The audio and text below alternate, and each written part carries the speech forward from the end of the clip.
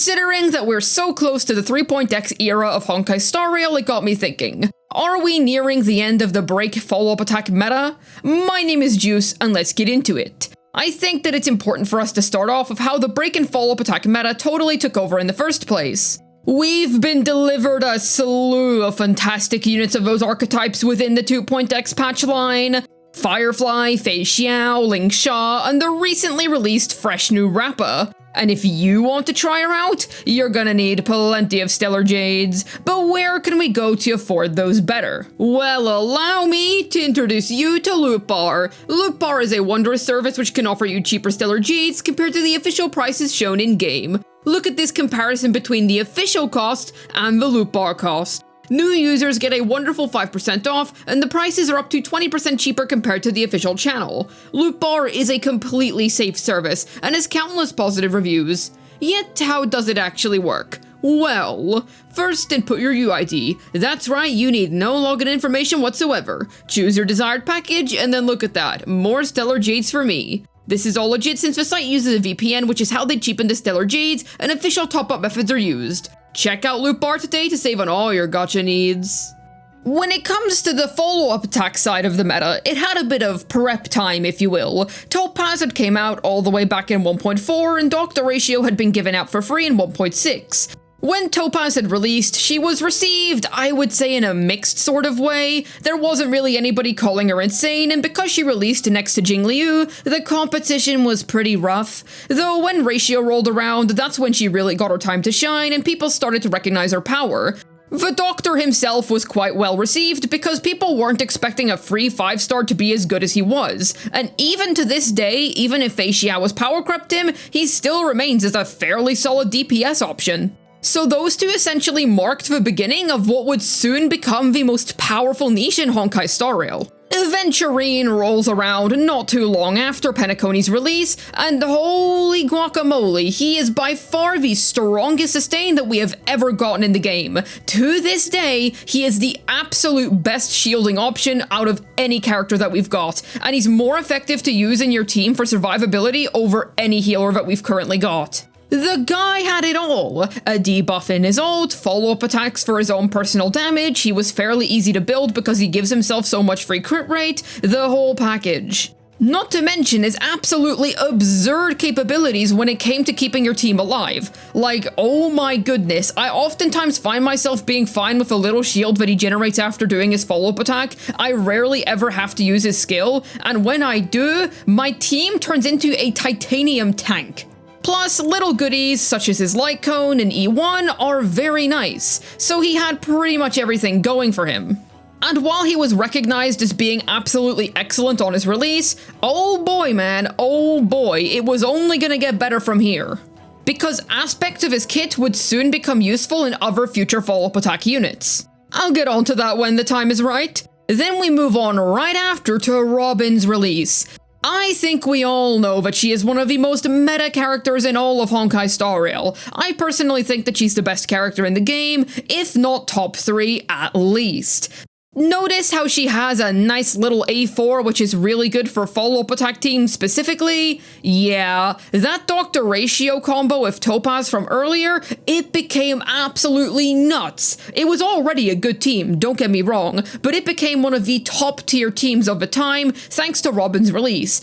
Aventurine had also come out a patch earlier, and this formed what was at the time the best follow-up attack team in the game. Robin's follow-up attack specific buff also helped make Aventurine's personal damage feel a little bit more significant in the team. You'd think at this stage that they'd be going all in on follow-up attacks for the rest of Penacony, but that couldn't have been further from the truth, because the break meta was soon to creep up upon us. That doesn't mean that the follow-up attack niche was going to be kicked off of its pedestal. Rather, the two were going to exist in unison. This began when Bootil came out. I would say that he was somewhat overshadowed on his release because he was sandwiched so horribly in between two fantastic units, but it didn't take long for people to realize that he himself was a fantastic unit. I believe that he is one of the few characters who has consistently managed to zero cycle every single MOC, no matter what. The potential of this guy is absolutely ridiculous. He is the main choice for most people when it comes to zero cycling, and that is for a reason. Yet the funky thing is that he isn't even really a super breaker. We're about to get onto that with Firefly, who is her own can of worms. I think we all know by this stage how strong she is. She has built an absolute reputation for herself. Insanely ridiculous super break numbers. The weakness bar mechanic had truly gained its time to shine in this patch. Personally, I believe that Firefly's banner was the true beginning of the break meta, because this is when super break began to take off. And Jade, while she was much less hyped up than Firefly, oh my goodness, her Pure Fiction performance is literally ridiculous. She is the limited 5-star for Pure Fiction. If you're struggling with that game mode, this is the lady to turn to. And lo and behold, she is a follow-up attack unit. They were seriously pushing follow-ups on us here. It's also worth mentioning how they released the generalist DPS Yoon Lee not long after, who also deals in follow-ups. There's a lot of follow-up characters to talk about here. But none of that would compare to the absolute living, breathing legend of Fei Xiao. Holy crap. She came and totally swept the meta off of its feet, breaking new records when it came to damage numbers. She is literally ridiculous. There is no way to really put into perspective how good she is. Immediately became the best DPS in the game once she came out. Remember when I mentioned that Aventurine would have some surprise tools that would help us later? Yeah, they're coming in handy now, and that's because its follow-up attacks would help Fei Xiao generate more ult stacks more quickly. And more Fei Xiao ult equals more nuclear damage blasts, so I think you can all see why that's pretty good. Even Morta, in a game where 4-star characters are famously not very good, ended up being a good character. And what do you know? He was a follow-up unit. I'm actually surprised we didn't get more break 4-stars, but I guess that Harmony MC was the break 4-star of the year. Yes, I know that they're technically a 5-star, but you get what I mean. And then, right after Fei Xiao, we get another follow-up attack unit. They just did not stop coming, and this was very recent. But oh, what's this? They've merged the two niches together. She's break and follow-up. Primarily break, of course. You would want to use her with the likes of Rappa or Firefly, but you can also use her as an Aventurine substitute in Fei Xiao teams if you don't have the guy.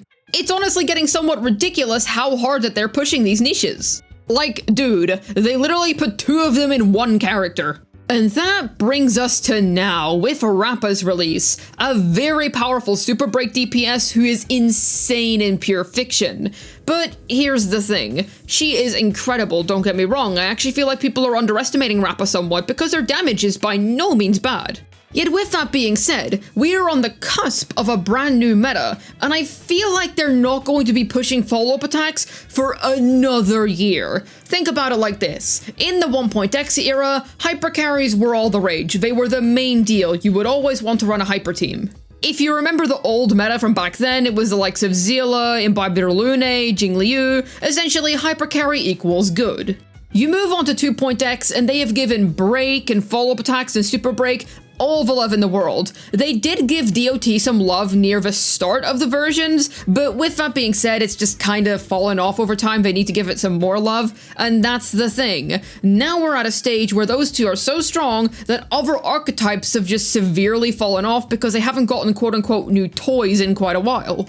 So if we consider general meta trends, I do believe that within the first few patches of 3.x, they are slowly but surely going to try and fizzle out the follow-up attack and super break and break niches. Not completely, of course. For example, Acheron was a crazy hyper carry in a time where hyper carries were not really being promoted that much. But they'll definitely be moving on to focus on other niches some more. And while it seems a little strange for Hoyoverse to just fizzle out the current meta that quickly, this is Honkai Star Rail we're talking about. A character is good for maybe 2 to 3 patches at most, and if they're really good, give it 4 to 5. It doesn't take long for characters to fall off in this game. So what other niches would they potentially focus on? I think the most obvious one is DOT because it's fallen off quite a bit. Black Swan is excellent. I don't think her damage is bad whatsoever. I feel like Kafka's the one that they'd have to improve upon, which makes me very sad as a Kafka main, but it is what it is.